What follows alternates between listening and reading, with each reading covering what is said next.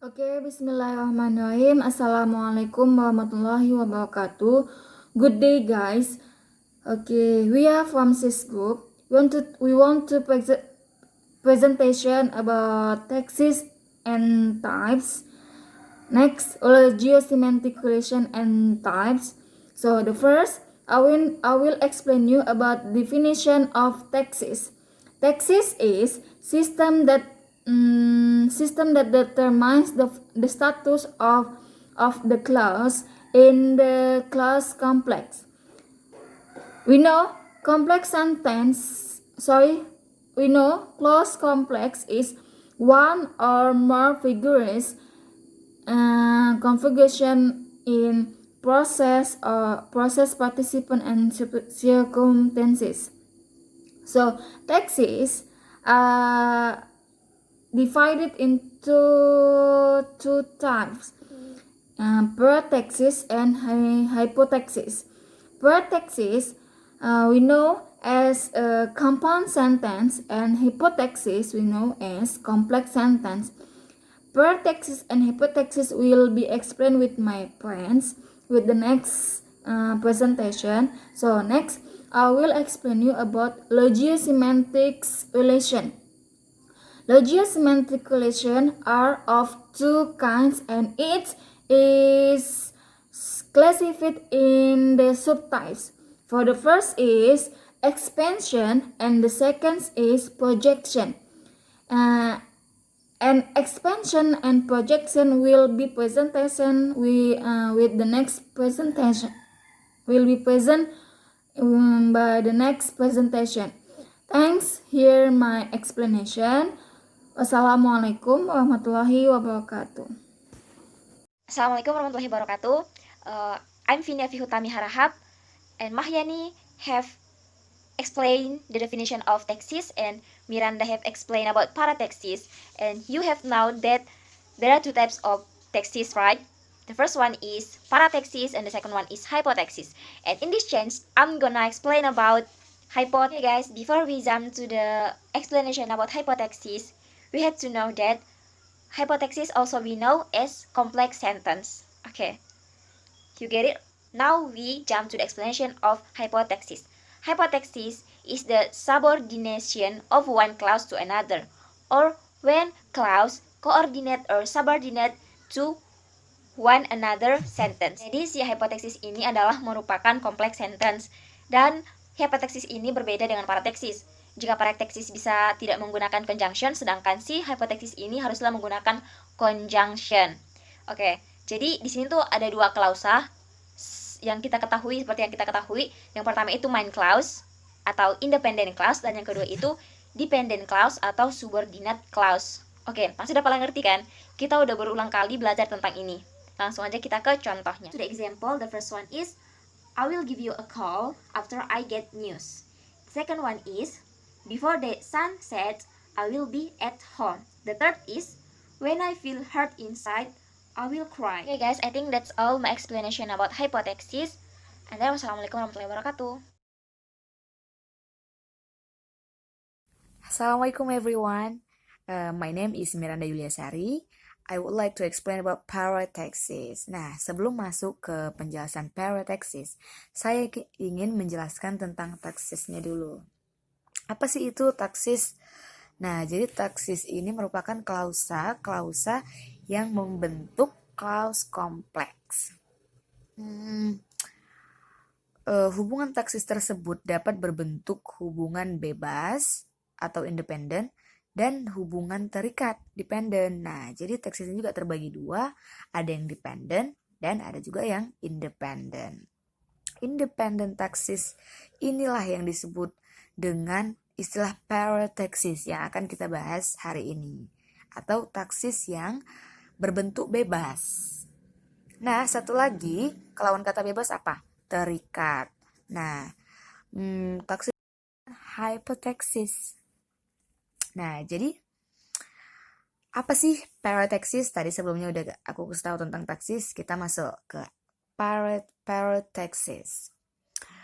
Jadi parataxis ini merupakan klausa kompleks yang masing-masing klausanya memiliki status bebas dan tidak terikat dengan klausa lain. Tadi kalau taksis punya dua macam, parataksis juga ada dua macam. Ada yang pakai konjungsi dan juga tanpa konjungsi. Ini aku ngasih contoh ya. Ini dari satu paragraf karya sastra. Aku sangat mencintaimu sekali. Aku mencintaimu lebih dari apapun di seluruh dunia. Bayangkan itu. Betapa lucu tawa itu sekarang. Bisakah kamu percaya? Kita dulu pernah begitu dekat. Aku tidak percaya itu sekarang. Nah, setelah saya bacakan, coba diputar ulang videonya.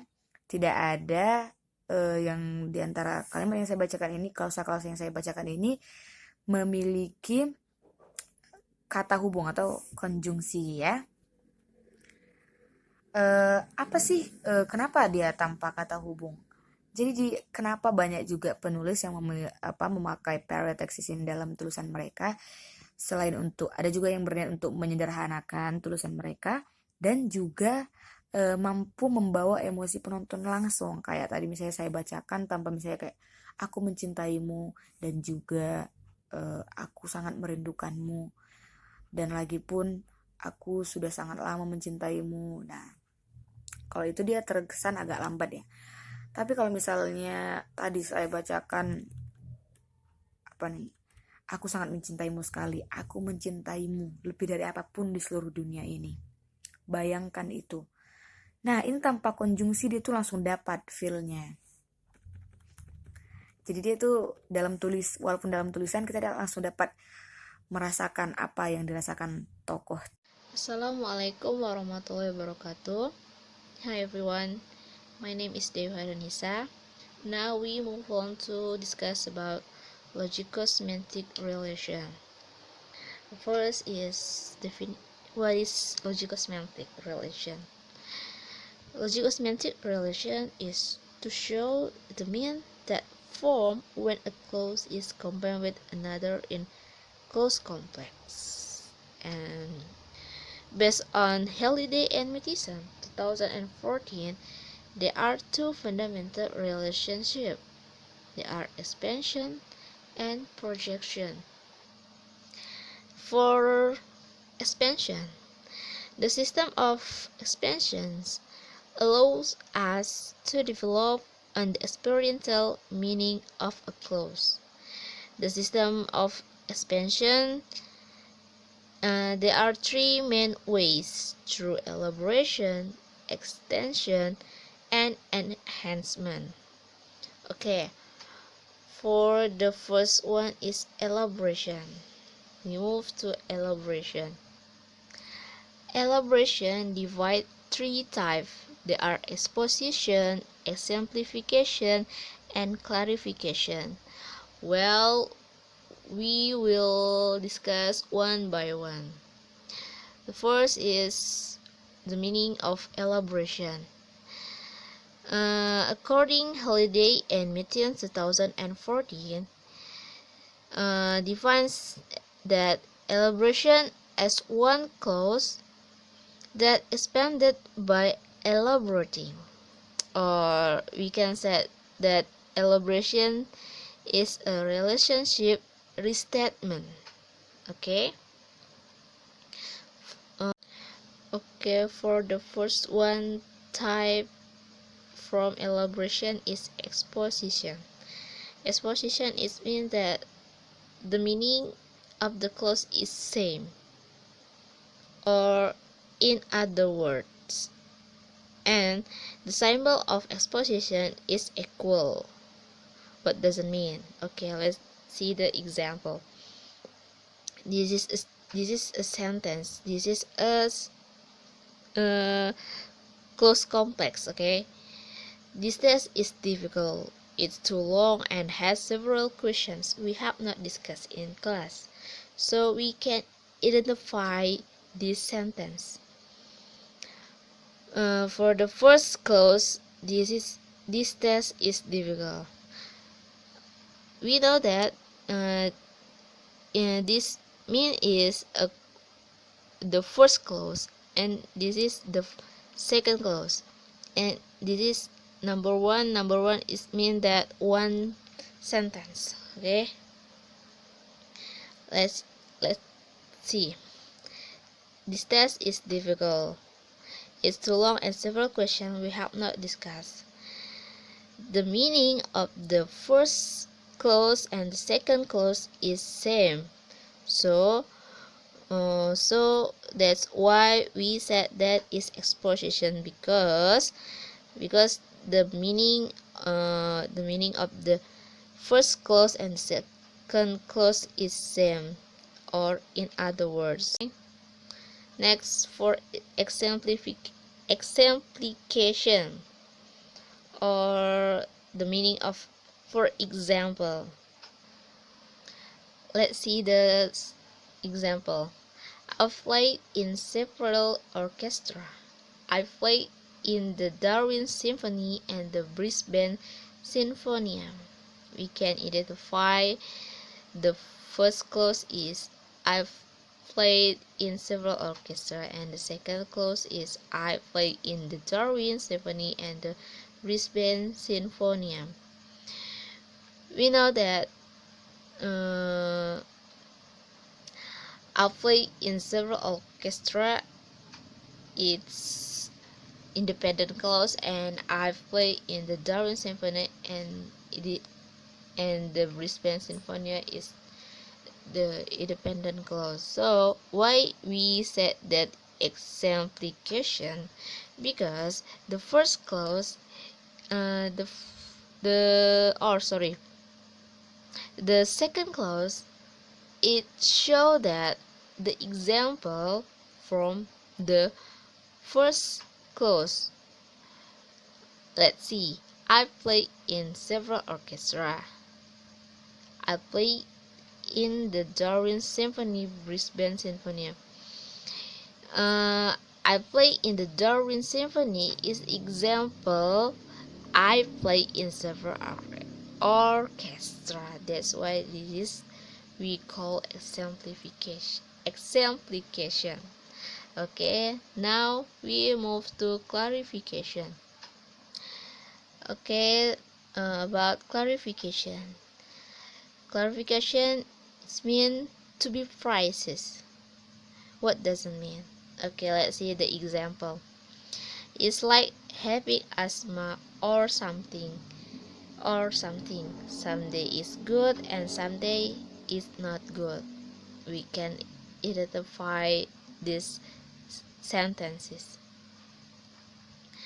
For the first clause is it's like having asthma or something, and the second clause is someday it's good, and the third clause and someday is not good. Why we said that is clarification? Because the word asthma or something good that need clarification. Where's the clarification? The clarification is someday is good and someday is not good, or someday is good and someday is not good. It restatement from asthma or something good. That is why we said is clarification. Okay, well, we move to extension. Extension is type of the second type of expansion. What extension? Extension is one clause extend the meaning of another by adding something new to it. And Holiday identifies two main categories. They are addition and variation. Okay, let's see the addition. Addition, one process, and simply join it to another. Okay, look the example. I was really impressed, and I had to give blood. Now we can identify this sentence. The first clause is I was really impressed. The second clause is and I had to give blood. Oh, sorry. I was forget about the sign of extension. The sign of extension is plus. Why plus? Because extension is relationship uh, adding something new. Okay, for addition, for addition, we we know that something new from this sentence is, and I had to give up. Why we can guess that this is types of addition? uh, because the simple ways to find uh, extension type addition, there are word but, and, but, and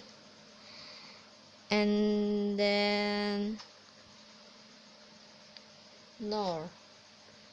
So that's why it is the type of addition, because there is adding something new. Now it's about variation. Variation is one clause in represented as being in total or partial replacement or another. We can see in here the common conjunction are or, instead of, or except for. So if there is word or, instead of, or except for, so we can identify there is extension types of variation. Okay, so in this sentence, the body is lifted up or thrown sideways by some poltergeist. The first clause is the body is lifted up, and the second clause or thrown sideways by some poltergeist. There are words were in here, and sign of plus in here. It's mean adding something new. So, or in here the types of variation. Okay. Now the third type of expansion is enhancement. Enhancement is one clause enhances the meaning of another by qualifying it in one of number. And some subtypes of enhancement, there are temporal, space, or place, and then manner, cause or condition, including consequence. Let's see the example. Now is temporal. Temporal, it means the time. The example: take extra care when driving at night. Where's the temporal? The temporal is when. When in here, show that the temporal, the time, we have to take extra when driving at night. Okay. Now we are going to about space. Space means where or about or something else. For the example, Donita was hunting him wherever he might go. Wherever in here show that the types of space from enhancement. Okay, if we see the sentences, there are wherever, where, or something else, is we can identify this type of space from enhancement. Okay, next is manner. Manner is mean how, in what way, or by what means, or something else. For the example, he's getting ahead in life by working hard. So he's getting ahead in life by working hard. Working hard is how we how he can getting ahead in her life because by her working, dengan kerja kerasnya. Bagaimana dia telah mencapai kesuksesannya karena dengan kerja kerasnya, dengan caranya, dengan cara kerja keras. Seperti itu about manner. Now about causal. Causal is cause or sebab akibat, consequence. For the example, the match was cancelled because it started to rain. Because